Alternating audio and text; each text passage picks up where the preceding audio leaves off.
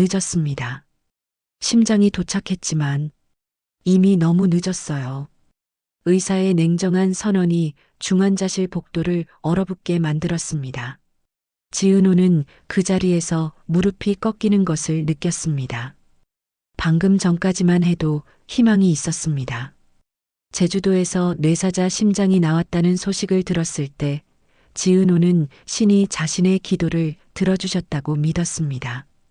하지만 골든타임 4시간, 그 짧은 시간이 이 지역의 생명을 앗아가려 하고 있었습니다. 선배, 선배, 지은호의 입에서 나오는 건 떨리는 신음뿐이었습니다. 유리창 너머로 보이는 이 지역의 얼굴은 백지장처럼 하얗게 질려 있었습니다. ECMO 기계가 멈춰가는 심장을 대신해 피를 돌리고 있었지만 그것도 이제 한계에 다다르고 있었습니다. 불과 일주일 전까지만 해도 이 지역은 냉철한 카리스마로 회의실을 장악하던 AP그룹의 젊은 리더였습니다. 33살의 나이에 회사를 일으켜 세운 천재 사업가. 하지만 지금 그는 차가운 병상 위에서 죽음과 싸우고 있었습니다. 지은호는 며칠 전 우연히 이 지역의 비밀을 알게 되었습니다. 도쿄 출장이라는 거짓말. 실제로는 서울의 한 대학병원 심장내과에 입원해 있었다는 사실. 확장성 심근병증. 심장이 비정상적으로 커지면서 펌프 기능을 잃어가는 치명적인 질병. 6개월 안에 심장 이식을 받지 못하면 주치의의 말을 끝까지 듣지 못했습니다. 지은호는 그 자리에서 이 지역의 병실 문을 박차고 들어갔었습니다. 선배, 왜 숨겼어요? 왜 혼자 앓고 있었어요? 이 지역은 그때 처음으로 약한 모습을 보였습니다. 항상 강했던 남자가 울먹이며 말했습니다. 미안해, 은호야. 너한테 짐이 되기 싫었어. 그날 이후 지은호는 이 지역의 곁을 떠나지 않았습니다. 비록 이 지역이 자신의 고백을 거절했던 과거가 있었지만 그런 건 중요하지 않았습니다. 살아만 있어준다면, 숨만 쉬어준다면 그것으로 충분했습니다. 하지만 이 지역의 상태는 급격히 악화되었습니다.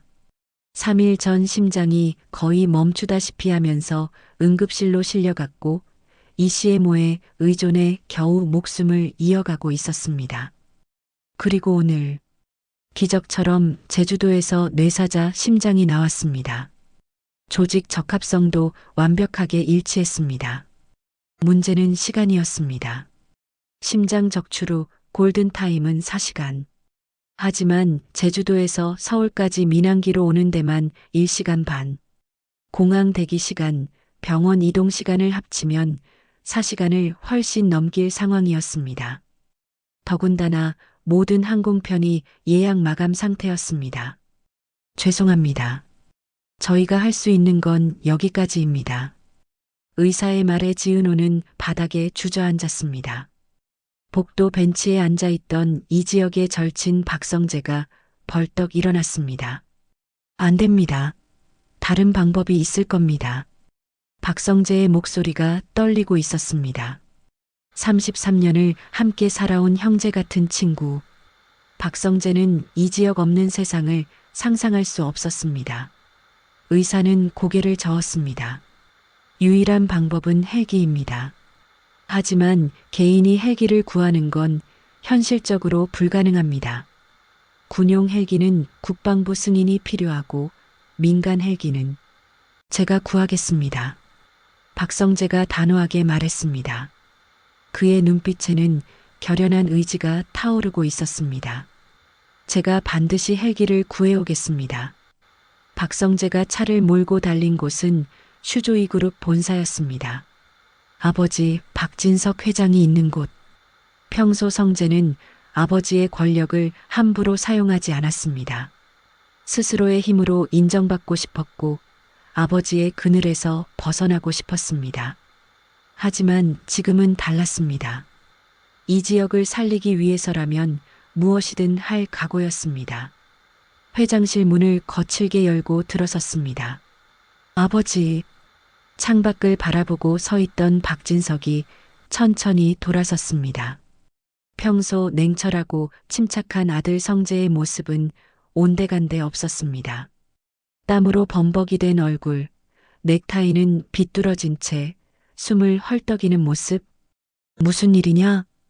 박진석의 목소리는 차분했지만 아들의 이상한 기색을 눈치챘습니다.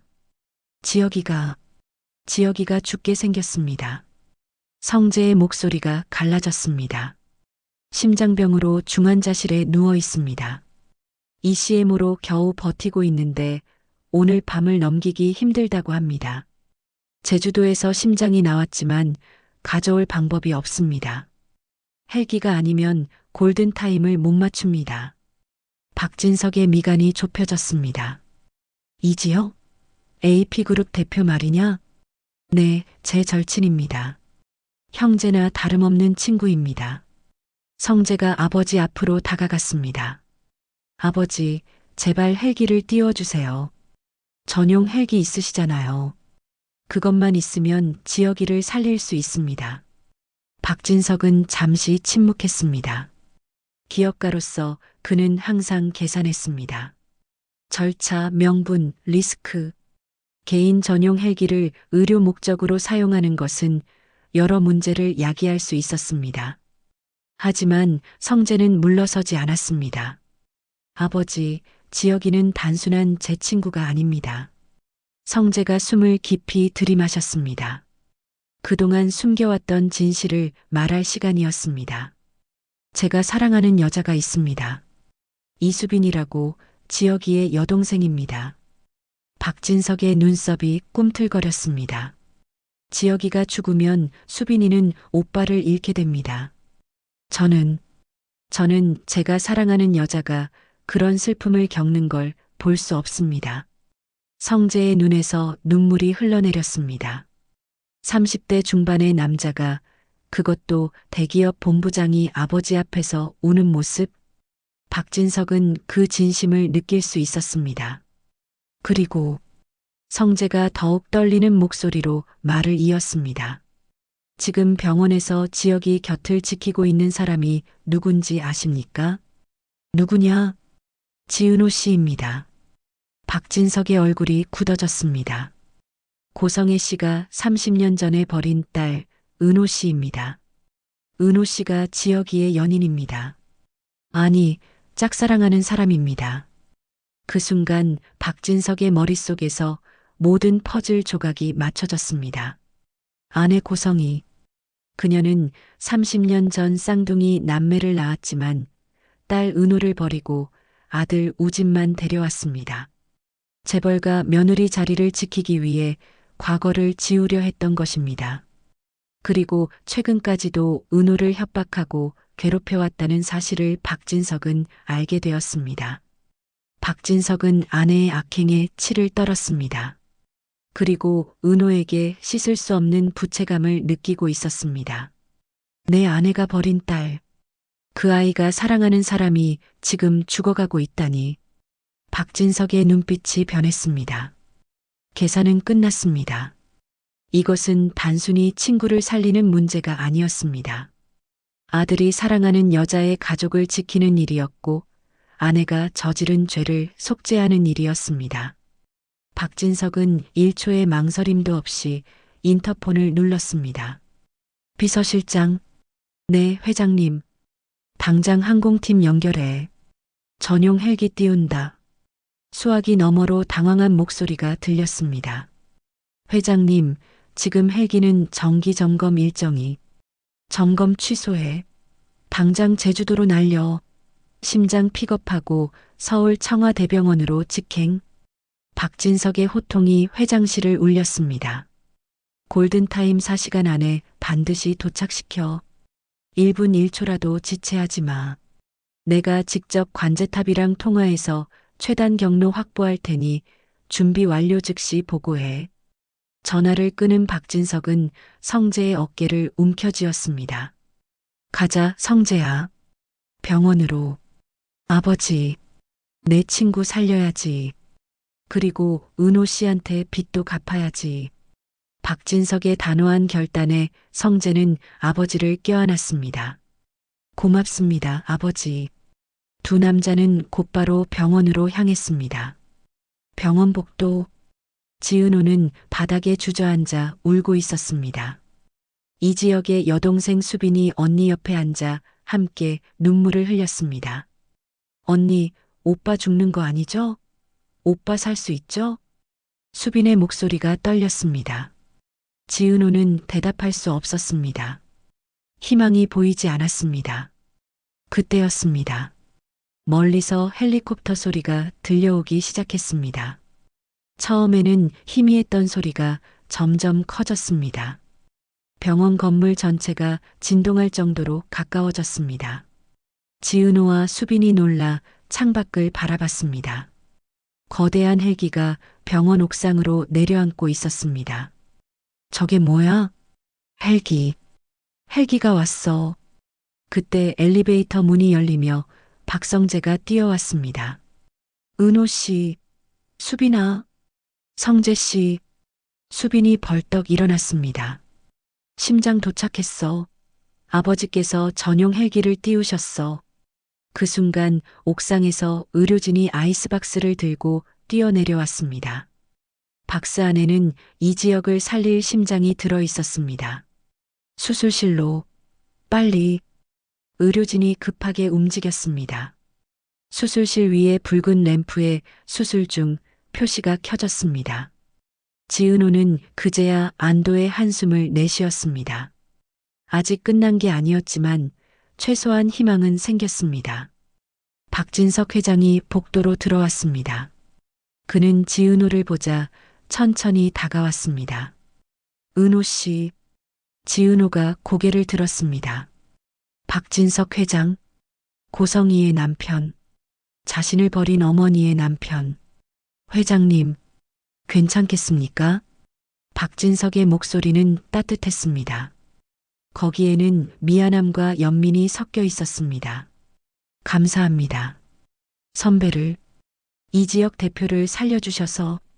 지은호가 고개를 숙였습니다. 박진석은 지은호의 어깨를 가볍게 두드렸습니다. 내가 해야 할 일을 했을 뿐입니다. 이지혁 대표는 반드시 살아날 겁니다. 그 순간 복도 저편에서 이지혁의 아버지 이상철이 걸어왔습니다. 상철은 성실한 직장인으로 평생을 살아온 강직한 사람이었습니다. 하지만 지금 그의 얼굴에는 아들을 잃을지도 모른다는 공포가 가득했습니다. 상철은 박진석을 보자 멈칫했습니다. 사실 며칠 전 상철은 박진석을 찾아가 호통을 쳤었습니다. 성재와 수빈의 관계를 반대한다는 소식을 듣고 화가 나서였습니다. 재벌이라고 우리 딸을 무시하는 거냐? 당시 상철은 박진석 회장실에서 소리를 질렀습니다. 박진석은 아무 말도 하지 않았고 상철은 그대로 돌아섰었습니다. 하지만 지금 그 박진석 회장이 아들의 생명을 살렸습니다. 전용 헬기까지 띄워서. 상철은 떨리는 다리로 박진석 앞으로 걸어갔습니다. 회장님. 상철의 목소리가 갈라졌습니다. 제가 며칠 전에 무례하게 굴었습니다. 용서해 주십시오. 상철이 고개를 숙이려 하자 박진석이 황급히 그를 붙잡았습니다. 아닙니다. 그러지 마십시오. 박진석이 상철의 손을 잡았습니다. 아버님께서 저한테 하신 말씀 다 맞는 말씀이었습니다. 제가 편견을 가졌었습니다. 박진석은 옆에 서 있는 수빈을 바라봤습니다. 이지혁 대표를 보니 알겠습니다. 아버님께서 자식들을 얼마나 훌륭하게 키우셨는지. 이런 오빠를 둔 수빈 양이라면 우리 며느리로 모시는 게 오히려 저희 집안의 영광입니다. 박진석이 성재를 불렀습니다. 성재야, 이리 와라. 성재가 다가왔습니다. 박진석은 상철 앞에서 정중하게 허리를 숙였습니다. 아버님, 어머님, 우리 성재 녀석이 수빈 양과 교제할 수 있도록 허락해 주십시오. 제가 책임지고 수빈 양을 친딸처럼 아끼겠습니다. 상철과 수빈의 어머니 다정은 감격에 겨워 눈물을 흘렸습니다. 회장님, 이제 회장 말고 사돈이라고 불러주십시오. 박진석이 호탕하게 웃었습니다. 차가운 병원 복도에 따뜻한 웃음이 퍼졌습니다. 그것은 오해와 갈등이 녹아내리고 두 가족이 하나가 되는 순간이었습니다. 지은호는 그 모습을 보며 미소 지었습니다. 적어도 수빈 언니는 행복해질 수 있을 것 같았습니다. 8시간. 수술은 8시간 동안 계속되었습니다. 복도에서 기다리는 사람들은 아무도 자리를 뜨지 않았습니다. 지은호, 수빈, 상철, 다정, 성재, 박진석, 그리고 이 지역의 남동생 지환까지 모두가 수술실 문만 바라보고 있었습니다. 지은호는 두 손을 모으고 기도했습니다. 선배, 살아야 해. 제발 살아서 돌아와. 오전 7시 수술실 문이 열렸습니다. 집도이가 마스크를 벗으며 나왔습니다. 그의 얼굴에는 미소가 번졌습니다. 수술 성공했습니다. 그 한마디에 복도는 환호성으로 터졌습니다. 오빠, 수빈이 소리치며 울었습니다. 지혁아, 상철이 하늘을 우러러 눈물을 흘렸습니다. 지은호는 그 자리에 주저앉아 목 놓아 울었습니다. 선배, 선배, 안도의 눈물이었습니다. 기쁨의 눈물이었습니다. 심장 이식이 성공적으로 완료되었습니다. 새로운 심장이 정상적으로 뛰고 있습니다. 앞으로 회복 과정을 잘 지켜봐야 하지만 일단 고비는 넘겼습니다. 의사의 설명에 모두가 서로를 끌어안았습니다. 박진석은 조용히 눈을 감고 감사의 기도를 올렸습니다. 감사합니다. 한 생명을 살릴 수 있게 해주셔서. 회복실로 옮겨진 이지혁은 아직 마취에서 깨어나지 않았지만 얼굴에 생기가 돌고 있었습니다. 모니터에 찍히는 심장 박동은 힘차고 규칙적이었습니다. 지은호는 유리창 너머로 이지혁을 바라보며 웃었습니다. 선배, 나 여기 있어. 깨어날 때까지 계속 여기 있을게. 같은 시각, 서울의 한 고급 저택. 고성이는 소파에 앉아 와인을 홀짝이고 있었습니다. TV 뉴스를 보던 그녀의 얼굴에 묘한 미소가 번졌습니다. 이지혁 그 자식, 심장병이었다니. 재미있네. 고성이는 며칠 전부터 이지혁이 병원에 입원했다는 소식을 들었습니다. 그리고 오늘 아침 그가 중환자실에서 위급하다는 정보도 입수했습니다. 죽어라, 이지혁. 내가 죽으면 은호도 무너질 테니까. 고성이는 자신의 딸 은호를 증오했습니다. 30년 전 버린 딸. 자신의 과거를 상기시키는 존재. 고성이는 은호가 불행하기를 바랐습니다. 은호가 사랑하는 남자가 죽으면 은호도 파괴될 거야.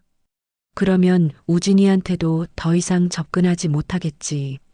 고성이가 와인잔을 들어 올리려는 순간 TV 화면이 바뀌었습니다. 속보 슈조이 그룹 박진석 회장, 전용 헬기로 심장 긴급 이송, AP그룹 이지혁 대표 심장 이식 수술 성공. 고성이의 손이 얼어붙었습니다. 화면에는 박진석 회장이 병원 앞에서 기자들에게 인터뷰하는 모습이 나왔습니다. 한 생명을 살릴 수 있어서 기쁩니다. 이지혁 대표는 우리 아들 성재의 소중한 친구입니다. 쨍그랑. 고성이의 손에서 와인잔이 떨어져 바닥에 산산조각 났습니다. 붉은 와인이 카펫을 적시며 피처럼 번졌습니다. 뭐라고? 고성이는 믿을 수 없다는 표정으로 TV를 응시했습니다. 박진석이 헬기를 띄워 이지혁을 살렸다고? 화면 속에서 박성재와 이수빈이 손을 잡고 웃는 모습이 나왔습니다. 그리고 병원 복도에서 환하게 웃는 지은호의 모습도 보였습니다. 안 돼. 안 돼. 고성이가 소리쳤습니다. 왜 박진석이 저렇게까지 했을까?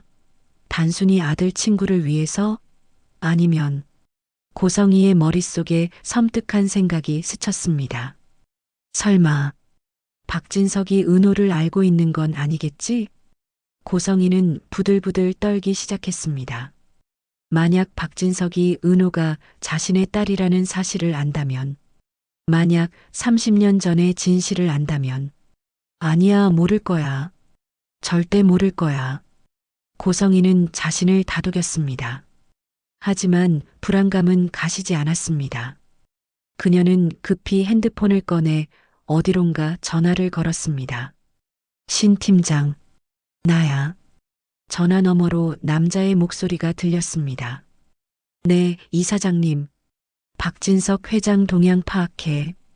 특히 은호 그 계집애랑 접촉했는지 확인해. 그리고 고성이의 목소리가 차갑게 식었습니다. 플랜 B 준비해. 만약을 위해서. 플랜 B라면 설마 그걸 정말 실행하시려는 겁니까? 그래. 박진석이 나한테 등을 돌리면 나도 가만히 있지 않을 거야. 고성이가 서랍을 열었습니다. 안에는 USB 하나가 들어 있었습니다. 박진석, 당신도 깨끗하지 않잖아. 30년 전 그 일 다 알고 있어. 고성이의 입가에 악마 같은 미소가 번졌습니다. 3일 후, 이지혁은 깨어났습니다. 선배, 지은호가 울먹이며 이지혁의 손을 잡았습니다. 은호야. 이지혁의 목소리는 약했지만 눈빛만은 살아있었습니다. 나, 살았어? 응, 살았어. 선배 살았어. 지은호가 눈물을 흘렸습니다. 이지혁은 천천히 자기 가슴에 손을 얹었습니다. 새로운 심장이 뛰고 있었습니다. 힘차게, 규칙적으로. 고마워, 은호야. 옆에 있어줘서. 선배, 나 정말 무서웠어. 죽는 게 무서운 게 아니라 너를 두고 가는 게 무서웠어. 이지혁이 지은호의 손을 꽉 잡았습니다. 은호야, 너 좋아해. 지은호의 눈이 커졌습니다. 선배, 미안해. 그동안 차갑게 대해서 죽을지도 모른다는 생각에 너한테 짐이 되기 싫어서 그랬어. 근데 이제 알았어. 내가 진짜 원하는 건 너랑 함께 하는 거였어. 지은호가 이지혁을 안았습니다. 바보 선배. 두 사람은 그렇게 한참을 안고 있었습니다. 복도에서 지켜보던 박성재와 수빈이 미소 지었습니다. 오빠가 드디어 고백했네. 수빈이 속삭였습니다. 그러게. 죽을 고비를 넘기니까 솔직해지나 봐. 성재가 수빈의 손을 잡았습니다. 우리도 오빠들처럼 행복하자. 응. 두 사람이 서로를 바라보며 웃었습니다. 그 순간 병원 복도 끝에서 고성이가 나타났습니다. 성재와 수빈이 놀라 그녀를 바라봤습니다. 어머니? 고성이는 차가운 표정으로 성재를 노려봤습니다. 성재야, 당장 집에 가자. 왜요? 왜긴 뭐가 왜야? 내가 무슨 짓을 한 건지 알아? 고성이가 소리쳤습니다. 아버지한테 헬기를 띄우라고 부탁했다며? 이지혁 따위를 위해서? 따위라뇨? 지혁이는 제 친구입니다. 친구는 무슨, 그 집안이랑 엮이지 말라고 했잖아. 고성이가 수빈을 노려봤습니다. 특히 너, 우리 성재한테서 떨어져. 수빈이 움찔했습니다. 그때 병실 문이 열리고 지은호가 나왔습니다. 고성이와 지은호의 시선이 마주쳤습니다. 너, 고성이의 얼굴이 일그러졌습니다. 내가 왜 여기 있어? 지은호는 침착하게 대답했습니다. 이지혁 대표는 제 선배입니다. 그리고 이제는 제 연인이기도 하고요. 뭐? 고성이가 경악했습니다. 내가 감히 이지혁이랑 내 주제에? 제 주제요? 지은호가 한 걸음 다가섰습니다. 30년 전에 저를 버린 당신이 제 인생에 대해 왈가왈부할 자격이 있나요? 고성이의 얼굴이 백지장처럼 하얗게 질렸습니다. 내가 뭘 알아? 다 알아요. 당신이 제 친엄마라는 것도, 우진이가 제 쌍둥이 동생이라는 것도, 당신이 재벌가 며느리 자리를 지키려고 저를 버렸다는 것도. 지은호의 목소리가 떨렸습니다. 그리고 최근까지 저를 협박하고 괴롭혔다는 것도 다 알고 있어요. 성재와 수빈이 충격받은 표정으로 두 사람을 바라봤습니다. 은호 씨가 어머니 딸이라고? 성재가 믿을 수 없다는 표정을 지었습니다. 고성이는 당황한 기색을 감추려 했습니다. 헛소리 하지 마. 내가 언제 너를. 증거 있어요. 지은호가 핸드폰을 꺼냈습니다. DNA 검사 결과 박진석 회장님이 몰래 검사해 주셨어요. 당신과 저, 그리고 우진이. 세 사람이 모자 관계라는 명확한 증거예요. 고성이의 다리가 휘청거렸습니다. 박진석이 알고 있었어? 그 순간 복도 끝에서 박진석이 나타났습니다. 그래, 다 알고 있었어. 박진석의 목소리는 차갑게 얼어붙어 있었습니다. 당신이 30년 전에 무슨 짓을 했는지, 어떻게 딸을 버리고 아들만 데려왔는지, 그리고 최근까지 은호를 어떻게 괴롭혔는지. 박진석이 고성이 앞으로 걸어왔습니다. 헬기를 띄운 건 이 지역을 살리기 위해서만이 아니었어. 은호에게 빚을 갚기 위해서였어. 내 아내가 저지른 죄를 내가 갚아야 한다고 생각했으니까. 고성이는 뒷걸음질 쳤습니다. 당신이 무슨 권리로? 권리? 당신이 권리를 말해? 박진석이 비웃었습니다. 자식을 버린 당신이? 30년간 거짓말로 살아온 당신이? 박진석은 품에서 서류 봉투를 꺼냈습니다. 이혼합시다, 고성이. 그날 밤, 박진석의 저택. 고성이는 거실 소파에 앉아 있었습니다. 박진석과 성재가 그녀를 마주보고 서 있었습니다. 이혼은 절대 안 해. 고성이가 단호하게 말했습니다. 내가 이 집안을 위해 얼마나 헌신했는데. 내 재단, 내 주식 다 내 거야. 당신 거? 박진석이 냉소를 지었습니다.